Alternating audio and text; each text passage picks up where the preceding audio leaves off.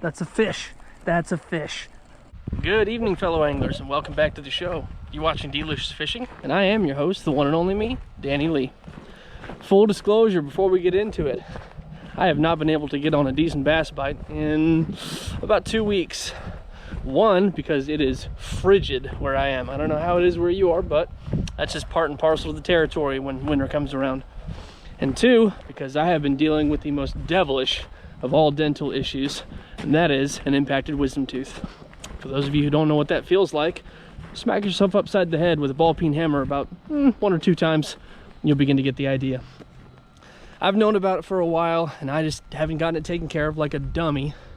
So, if you've got some wicked dental issue that's bothering you, go get it taken care of. Suck it up, quit being a baby, and go handle it before it gets worse. So, enough whining. Welcome to the new year. Welcome to 2021. Guys, I am so stoked about the opportunities and the potential this year holds, and I wish you all the absolute best in all that you do. As for me, different year, same me, and I've still got the same need to stay fishy. So I'm out tonight, continuing my quest to get on a winter bass bite. I've got 4 or 5 combos tied up, and we're just gonna see which one comes out on top. Can I do it? Well, you have to stay tuned. Let's go find some fish. How's it going? Very good.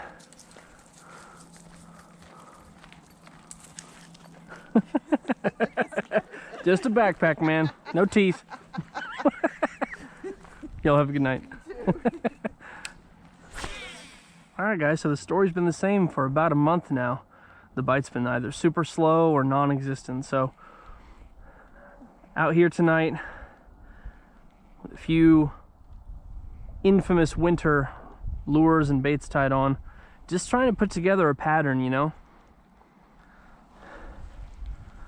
I was watching a What's Happening Roland from legendary fisherman Roland Martin just last night, and he reminded me that it is key when you're fishing, especially this time of year, to, you know, put together a pattern. And if you've never done that before, all that means really is putting together information on, you know, when a fish bites, how they bite, what they're biting, at what depth. All that factors into it, you know. So that's what we're out doing tonight, trying to put together one of those patterns.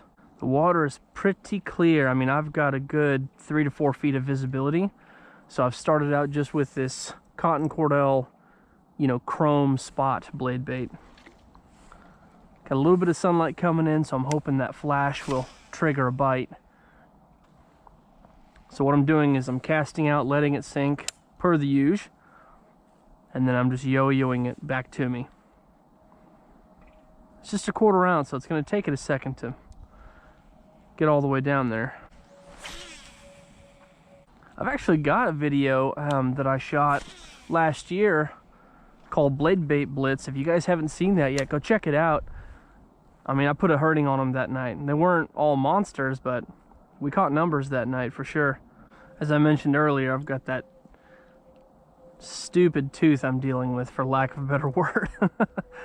So if there's a little less dialogue today, you'll have to excuse me. All right, let's move down just a little bit. All right, so I'm casting at a 45-degree angle, so I can stay a little bit on the deeper side, right? That seems to be where they're at, which is no surprise given this cold water. Deeper the water is, the easier it is for a fish to regulate its body temperature. So that's where they're all hanging out. This lake has quite a bit of grass in it, so my fear of letting it sit on the bottom is that I'm going to be reeling in a bunch of muck. And what did I tell you? See? Not much on that one, but enough to change the action and the look of it, so. Yeah, and it hemmed up the trebles and everything. Come on. One-handed wonder right here. Alright, let's fire this way and see if there's anything. If not, we're going to move down to my favorite spot. I just thought I'd try and branch out a little bit. I always find myself on that rock face, so. But dang it, that's where they usually are. They haven't been recently, so I'm kind of trying different parts of the lake, you know, at length. Oop. Was that a fish? Son of a gun. Oh, it might have been that limb sticking out. All right, let's try that noise again. And straight out. Last cast over here. Come on, fish. Quit playing hard to get. You know I'm gonna throw you back. This time. All right, nothing over here on the blade bait. Wonder if I shouldn't come back through here with a finesse technique or just move on. What do you guys think? Comment down below if you guys hit an area with a moving bait, even if you slow it down. Do you follow up with a finesse bait or do you just move on? I'm curious. I think we are going to try a finesse follow-up. This is my setup right here. Right? I decided to try something a little different and lock that to a swivel. One, I have a hard time getting that knot up in that little sliver inside there. It's meant to break off, but I usually end up damaging my knot. Maybe it's just me. So I tied a swivel on instead, and I mean, that way it can kind of spin and free flow. And then I've just got a little drop shot hook there, and I've almost like Texas rigged that. So I like that presentation. So if I'm coming over wood or through grass, it doesn't get snagged as much. Personally, I like that. And that's just a Missile Baits quiver, 4.5 inch. Oh, I turn the water on. Maybe that'll stir up some fish.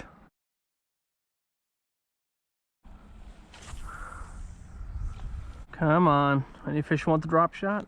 You know you do. Hopefully there's one chilling. That wasn't meant to be punny. All right, nothing down here. Let's move down. Makes me think they're all stacked up over there because none of that bank is accessible unless you just drop down from the walking trail like a sheer drop. Usually you've got to get a raft or a kayak or something to access that part. Or when the water's down, you know, I can walk that way. But I don't know. It's been a pretty slow winter so far. I don't know many of you ladies and gentlemen out there can attest to that. Come on. Anybody. Anyone at all.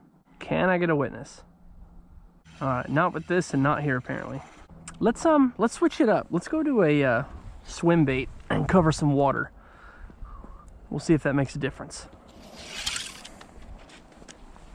Alright, so I've got this paddle tail swim bait on. Just a tiny little 4-inch Kitech. I've got a pretty stout weight and hook on it, just in case something big comes along. And so I can get down deeper. I've got this on braid with a fluorocarbon leader.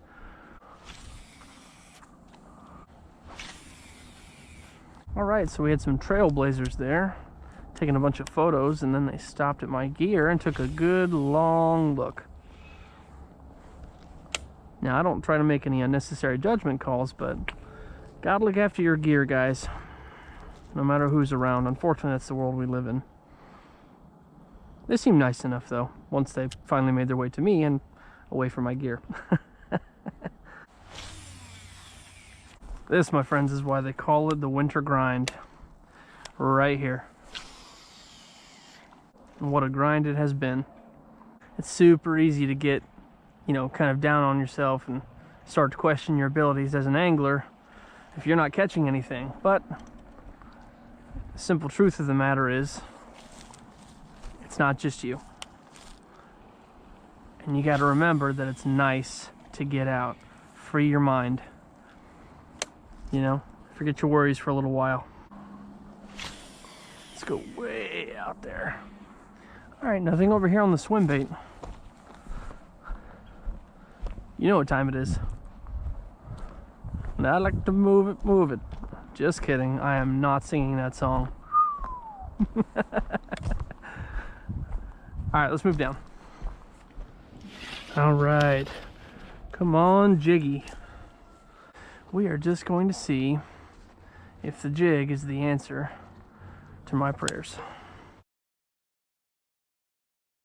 So much for putting a pattern together tonight, right? Man, just one fish. All right, no more jig. Swim bait, 0. Drop shot, 0.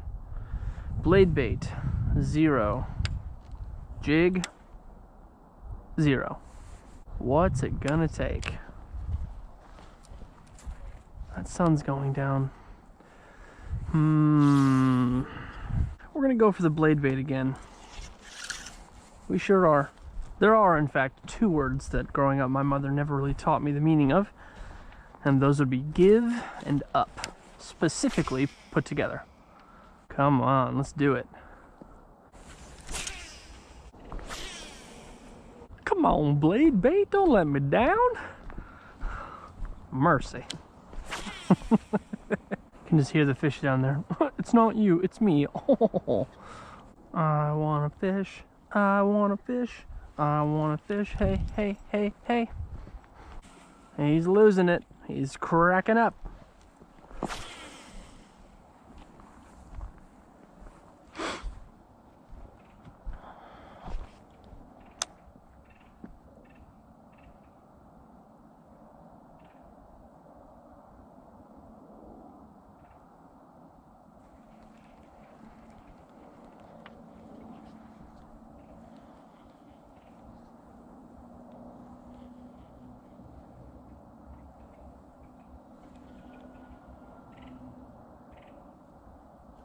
That's a fish.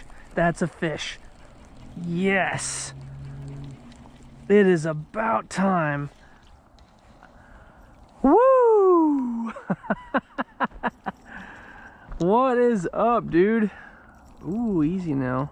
Nope. All right, let's get a hold of him. Nice bluegill here.